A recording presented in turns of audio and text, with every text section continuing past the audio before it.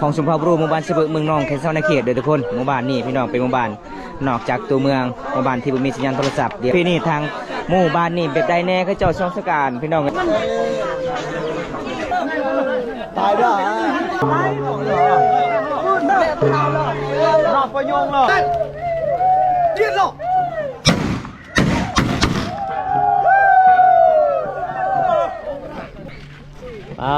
โคลายเลยสบาย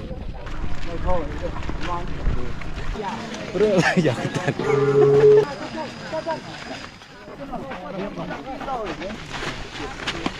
เพื่อสิฮอดบนจุดหมายครับบ่แม่นเรื่องง่ายเลยทุกคนเลย